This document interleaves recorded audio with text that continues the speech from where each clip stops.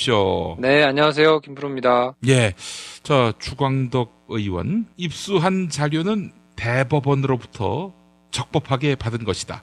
안경환 후보자의 42년 전 재판 기록, 이것은 입수하는 데 있어서 범법성은 없었다, 이렇게 밝히고 있는데, 하지만 민주당은 입수 경위에 대해서 의심을 지을 수 없다, 또 이런 입장이지요? 네, 그렇습니다. 주광덕 의원이 얘기하는 거는 틀리지는 않았을 거예요. 왜냐면 지금은 이제 전산화가 다 돼 있기 때문에 여러 군데서 이제 검색도 가능하고요. 예. 물론 이제 전 국민에게 다 이렇게 공개가 돼 있지는 않습니다만, 법조인들이라든지 변호사들이라든지 이런 사람들은 이제 접근해가지고 판결문을 뽑는 게 비교적 자유롭거든요. 그렇지만 문서로 나와 있었던 그 이제 문서 작업이 본격적으로 이렇게 전산화되기 전에 있던 판결물들은 전부 다 이렇게 직접 신청을 해가지고 그걸 받아야 되니까, 예. 실물을 받아보려고 했으면 절차에 따라서 주광덕 의원실에서 아마 보좌관이나 이런 사람들이 신청을 해서 받았을 거고요. 어제도 제가 말씀드렸지만 판결문을 어떻게 받았느냐, 이거는 사실 큰 의미가 없죠. 왜냐하면 그 판결문을 정확하게 어떤 내용이 들어있는 판결을 받았다 하는 정보를 어떻게 알았느냐가 더 중요한 문제이지. 그렇지. 지금 판결문의 원본을 어디서 어떻게 받았느냐, 그거는 당연히 대법원이 가지고 있으니까 대법원에서 받은 거는 가서 훔쳐왔겠습니까, 그러면?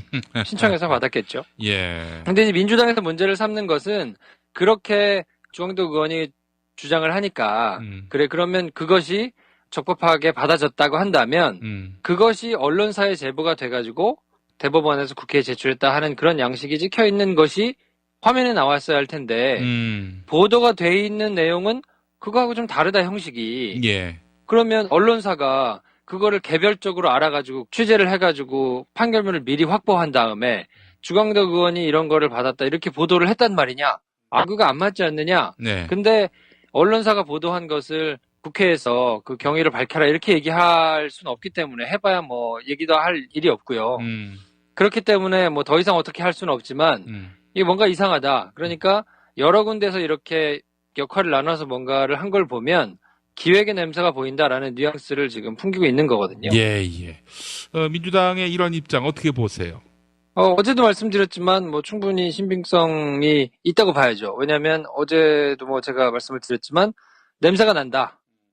이거는 누군가가 차곡차곡 잘 기획을 해가지고 역할을 분담해서 이렇게 손발을 맞췄을 가능성이 좀 있어 보이고, 그렇지 않다고 한다면, 아주 정상적이고 자연스럽다고 한다면 누군가가, 안경환 법무부 장관 후보자가 저 사람은 저 자리 가면 정말 안 되는 사람인데 해서 분개해가지고 예. 그 내용이 이렇게 있다고 일러줘서 그거를 만약에 국회에서 판결문을 찾았는데 내용이 정말 이상하다, 그래서 그거를 적법하게 언론에 제보했다 그러면 그 흔적들이 다 묻어날 것이기 때문에, 그런 일련의 과정들이 이렇게 차근차근 뒤를 밟아보면 하나의 흐름이 이렇게 밝혀져야 되는데, 지금은 너무 생뚱맞게 여기저기서 이렇게 터져나온 것들이 잘 악이 안 맞기 때문에, 예. 이거는 뭔가 아주 조직적으로 했을 가능성이 있는 거 아니냐, 이렇게 충분히 의심할 만한 그런 사안이라고 보여지죠. 자, 그렇다면은 우리 김프로, 이 사안의 그 실체가 가려지려면은 시간이 필요할 테고요. 어쨌든 최근에 문재인 정부의 검찰 개혁, 법조 개혁에 반대하면서 저항하는 세력이 실체가 있다, 이렇게 봐도 될까요? 그렇다고 봐야죠. 왜냐하면 당장은 이제 개혁의 대상이 되는 검찰이 좋아할 리가 없고요. 그리고 이걸 굉장히 거칠게 얘기하자면 검찰이 굉장히 비대칭적으로 모든 권한을 지금 가지고 있는 형태란 말이에요. 예. OECD 국가 중에서 우리나라처럼 검찰의 모든 재량이 다 가 있는, 비대칭적으로 가 있는 나라는 없거든요. 예. 그건 뒤집어서 얘기하면 검찰만 잘 관리할 수 있으면 상대적으로 비용이 적게 들면서 많은 것을 할 수 있다는 얘기가 되거든요. 예. 그런 건 우리가 드라마나 영화를 통해서 여태껏 많이 이제 얘기가 됐었기 때문에, 검사들만 잘 관리하고 검찰 비위만 잘 맞출 수 있다 그러면 얼마든지 기소 편의주의나 이런 것들을 다 이제 기소 재량권이나 이런 걸 가지고 있는 검찰에서 유두리를 발휘할 수 있는 게 많지 않겠습니까? 예. 그렇기 때문에 지금보다 검찰이 힘이 덜 가지게 되고, 뭔가 역할을 경찰이나 다른 또 제3의 기관과 이렇게 분배해가지고 가지게 된다면 기득권의 입장에서 본다 그러면 옛날 같으면 검찰만 관리하면 되는데 이제는 위험 부담이 커진단 말이에요. 예. 그렇게 된다 그러면 당연히 이거는 뭐 그렇게 기쁜 일은 아니기 때문에 예. 이거를 조직적으로 반대하거나 이거 지금 형태를 그냥 고수하는 것이 좋다. 이렇게 생각하는 사람들이 기득권 입장에서는 훨씬 많을 수밖에 없다고 봐야죠. 자, 그렇기 때문에 이들은 지금 저항하고 있는 것이고, 자, 그런데 말이죠. 정권은 이제 시작됐고, 문재인 정부에 대해서 편하게 각을 세웠을 경우, 역풍도 고민하지 않을 수 없을 텐데, 이들은 계속 이렇게 숨어서 저항할 것인가, 숨어서 음험하게 공작을 펼칠 것인가, 이게 또 궁금해집니다. 공작은 원래 음험하게 펼치는 거잖아요. 돼지 엄마처럼. 아니, 근데 5년 동안 그렇게 이런 식의 뒤통수 치기 가능할까요? 그렇게 할 거라고 봐요, 저는. 그리고 이번 사건은 뭐 전말을 밝혀야 된다, 이거에 대해서 뭔가 발본색원 해야 된다고 얘기는 하지만 제가 보기에는 이번 사건을 명확하게 밝혀내기는 뭐 사실상 불가능하다고 봅니다, 저는. 그래요. 이정열 판사 말씀을 들어보면은 이분은 법원 쪽의 소행이다 이렇게 또 말하고 있는데 사실 검찰도 그렇고 법원도 그렇고 이 법조 개혁에 대해서는 반대할 것이 또 분명해 보인단 말이죠. 그렇다면은 검사 판사 협공으로 문재인 정부에 대항할 수도 있다 이렇게 또 봐야 하는 건지 어떻습니까? 근데 그거는 이제 기류가 조금씩 다른데요. 왜냐면 예. 법조인들이 중에는 물론 이제 기득권에 지금까지 편승해가지고 자기의 인사상 이득이나 뭐 여러 가지 이런 것들을 이제 취해온 사람들도 있기는 하지만 또 그렇지 않고 법률가의 양심에 따라서 이렇게 올곧게 행동하고 있는 분들도 분명히 있거든요. 그러니까 전체가 다 그렇게 생각하지는 않을 거고요. 저는 사실 법원에서 이거를 주도적으로 해가지고 뭔가를 했다고 보기에 가능성이 조금 좀 희박하지 않느냐라고 생각을 저는 해요. 왜냐하면 물론 그때 당시에 판결을 했고 그래서 그 내용을 알고 있는 사람들은 이제 당사자들이거나 예. 판사들이거나 이 정도밖에 없을 거기 때문에 예. 그 내용을 직접적으로 알 수 있는 것은 대법원이기는 하지만 이제 말씀드렸듯이 판결문 자체가 전산화가 돼가지고 이렇게 내용 자체가 보일 수 있는 거는 전산화된 이후거든요. 그러니까 지금 40년 전의 판결문들은 어떤 내용이 구체적으로 어떻게 들어가 있는지는 가서 실물을 찾아봐야만 알 수 있어요. 그러니까 그렇게 한다면 법원에 있는 사람들이 스크린을 할 수 있었던 내용은 아닐 것이고 안경환이라는 사람의 어떤 내용을 가지고 있는지 이 사람의 히스토리가 어떻게 되는지를 찾아보자 해가지고 의지를 가지고 찾아보는 사람들이어야 그 사람에 대해서 뭔가 히스토리나 치부나 이런 것들을 알 수 있을 거거든요.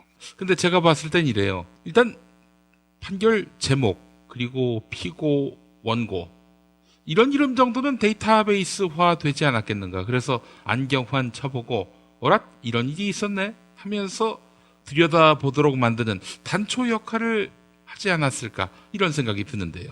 그러니까 그거를 굳이 법원에서 나서가지고 검찰을 개혁을 막 하겠다는 마당에 사법부가 나서가지고 그거를 막 뒤져본다?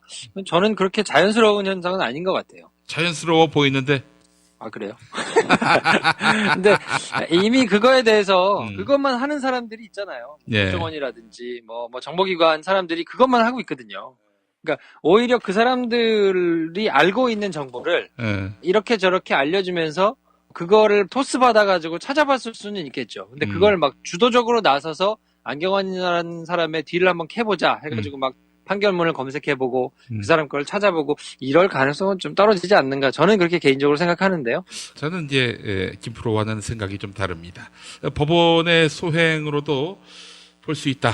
여기 한 표를 던졌는데 어쨌든 이 법조 쪽 그러니까 검사나 판사나 개혁에 저항하는 세력들 본질적인 목표는 무엇일까? 이게 궁금해집니다. 아까도 말씀드렸듯이 지금 시스템 그대로를 유지하는 것이 그래도 뭔가 새로 시스템을 만들어가지고 막 혼란스러워지는 것보다 낫다. 그게 훨씬 나라를 통치하거나 뭔가 지금 기득권 세력들이 여태까지 해오던 것의 전통이라고 여겨지는 것들을 그냥 고수하는 것이 훨씬 낫다고 생각하는 그런 확신을 가진 사람들일 거라고 보고요. 그러니까 검찰 권력이 검찰 권력대로 살아있으면서 재임 기간 동안에는 이 검찰 권력이 또 정치 권력에게 충성하는 이런 불온한 구조를 피차 보장해주는 이런 방식으로 유지되기를 바라는 것이다. 그렇죠. 왜냐하면 효율성 면에서 보자면 지금처럼 어느 한쪽 기관이 굉장히 많은 권력을 가지고 있는 것은 효율성 면에서는 굉장히 효율적이거든요. 그러니까 일을 진행하는 데 있어서는 굉장히 편리한 구석도 있고 뭔가 수사를 하는데 이렇게 잘 되는 면도 있을 거예요, 분명히. 그렇지. 근데 이것이 이제 나눠지게 된다 그러면 불편해지겠죠. 그러면 이제 그것이 불편해지는 것이 뭔가 말을 만들고자 한다면 굳이 거학을 척결하고 뭔가 더 이렇게 수사를 합리적으로 효율적으로 빨리빨리 하는데 걸리적거리거나 좀 불편해질 수 있기 때문에 예. 그것이 법질서를 수호하는 데 있어서 맞지 않다라고 주장을 하면 그 말이 또 일리 있어 보이기도 하거든요.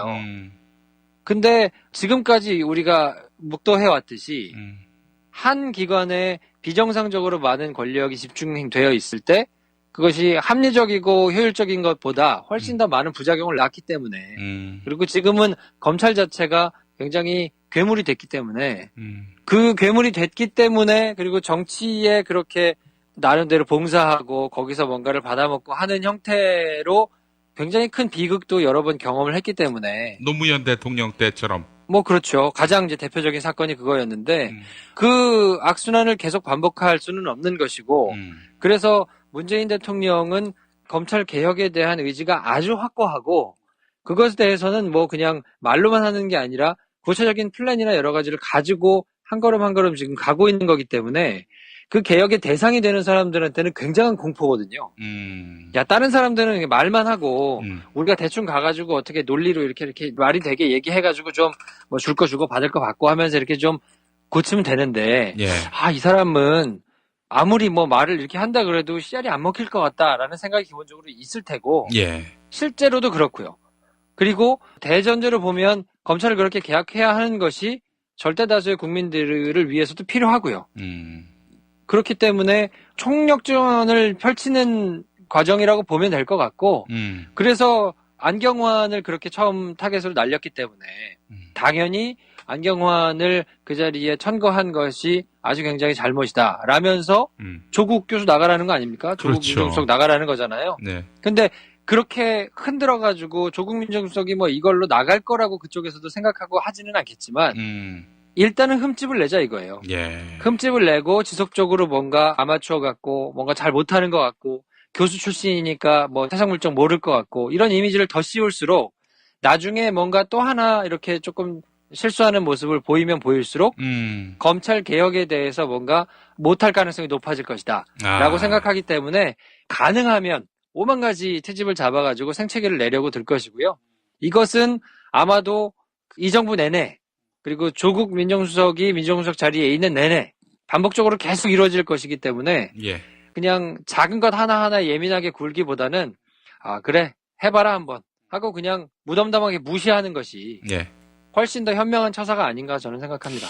아울러 우리 국민들이 현 정부의 검찰 개혁, 법조 개혁을 위해서 끊임없이 관심을 갖고 이를 흔들기 위한 개혁 대상자들의 반동 또 여기에 부역하는 나쁜 언론 권력의 횡포 제대로 응시하면서 이들이 허튼 짓 못하도록 계속해서 압박의 대오를 형성하는 거 이게 필요하겠다는 생각이 듭니다. 네, 의원실에서 아마 보좌관이나 이런 사람들이 신청을 해서 받았을 거고요. 어제도 제가 말씀드렸지만 판결문을 뭐 어떻게 받았느냐 이거는 사실 뭐 큰 의미가 없죠. 왜냐하면 그 판결문을 정확하게 어떤 내용이 들어있는 판결을 받았다 하는 정보를 어떻게 알았느냐가 더 중요한 문제이지. 그렇지. 지금 판결문의 원본을 어디서 어떻게 받았느냐 그거는 당연히 대법원이 가지고 있으니까 대법원에서 받은 거는 뭐 가서 훔쳐왔겠습니까 그러면? 신청해서 받았겠죠. 예. 근데 이제 민주당에서 문제를 삼는 것은 그렇게 주광덕 의원이 주장을 하니까 그래 그러면 그것이 적법하게 받아졌다고 한다면 그것이 언론사의 제보가 돼가지고 대법원에서 국회에 제출했다 하는 그런 양식이 찍혀 있는 것이 화면에 나왔어야 할 텐데 보도가 돼 있는 내용은 그거하고 좀 다르다 형식이. 예. 그러면 언론사가 그거를 개별적으로 알아가지고 취재를 해가지고 판결문을 미리 확보한 다음에 주광덕 의원이 이런 거를 받았다 이렇게 보도를 했단 말이냐. 그거 안 맞지 않느냐. 네. 근데 언론사가 보도한 것을 국회에서 그 경위를 밝혀라 이렇게 얘기할 수는 없기 때문에 해봐야 뭐 얘기도 할 일이 없고요. 그렇기 때문에 뭐 더 이상 어떻게 할 수는 없지만 이게 뭔가 이상하다. 그러니까 여러 군데서 이렇게 역할을 나눠서 뭔가를 한 걸 보면 기획의 냄새가 보인다라는 뉘앙스를 지금 풍기고 있는 거거든요. 예. 민주당의 이런 입장 어떻게 보세요? 어제도 말씀드렸지만 뭐 충분히 신빙성이 있다고 봐야죠. 왜냐하면 어제도 뭐 제가 말씀을 드렸지만 냄새가 난다.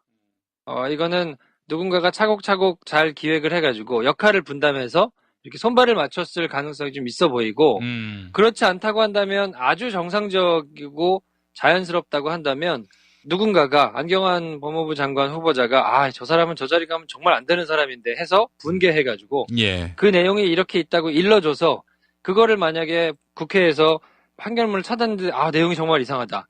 그래서 그거를 적법하게 언론에 제보했다 그러면 그 흔적들이 다 묻어날 것이기 때문에 그런 일련의 과정들이 이렇게 차근차근 뒤를 밟아보면 하나의 흐름이 이렇게 밝혀져야 되는데 지금은 너무 생뚱맞게 여기저기서 막 이렇게 터져나온 것들이 잘 악에 안 맞기 때문에 이거는 뭔가 아주 조직적으로 했을 가능성이 있는 거 아니냐 이렇게 충분히 의심할 만한 뭐 그런 사안이라고 보여지죠. 자, 그렇다면은 우리 김프로 뭐 이 사안의 그 실체가 가려지려면은 시간이 필요할 테고요. 어쨌든 최근에 문재인 정부의 검찰 개혁, 법조 개혁에 반대하면서 저항하는 세력이 실체가 있다. 이렇게 봐도 될까요? 그렇다고 봐야죠. 왜냐하면 당장은 이제 개혁의 대상이 되는 검찰이 좋아할 리가 없고요. 그리고 뭐 이걸 굉장히 거칠게 얘기하자면 검찰이 굉장히 비대칭적으로 모든 권한을 지금 가지고 있는 형태란 말이에요. 예. 네, 안녕하세요. 김프로입니다. 예. 저 주광덕 의원 입수한 자료는 대법원으로부터 적법하게 받은 것이다. 안경환 후보자의 42년 전 재판 기록. 이것은 뭐 입수하는 데 있어서 범법성은 없었다. 이렇게 밝히고 있는데 하지만 민주당은 입수 경위에 대해서 의심을 지을 수 없다. 또 이런 입장이지요?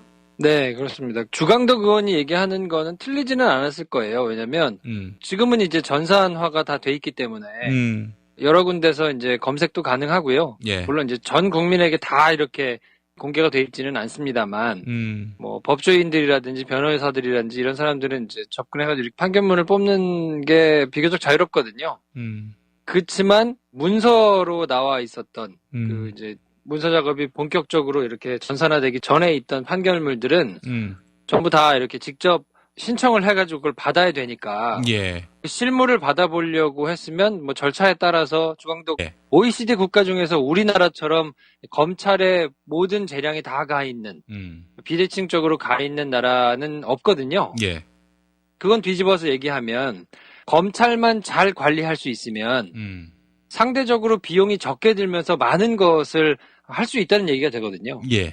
그런 건 뭐 우리가 드라마나 영화를 통해서 여태껏 많이 이제 얘기가 됐었기 때문에 검사들만 잘 관리하고 검찰 비위만 잘 맞출 수 있다 그러면 얼마든지 기소 편의주의나 뭐 이런 것들을 다 이제 기소 재량권이나 이런 걸 가지고 있는 검찰에서 유두리를 발휘할 수 있는 게 많지 않겠습니까? 뭐 그렇기 때문에 지금보다 검찰이 힘이 덜 가지게 되고 뭔가 역할을 경찰이나 다른 또 제3의 기관과 이렇게 분배해가지고 가지게 된다면 기득권의 입장에서 본다 그러면 옛날 같으면 검찰만 관리하면 되는데 이제는 위험 부담이 커진단 말이에요. 그렇게 된다 그러면 당연히 이거는 뭐 그렇게 기쁜 일은 아니기 때문에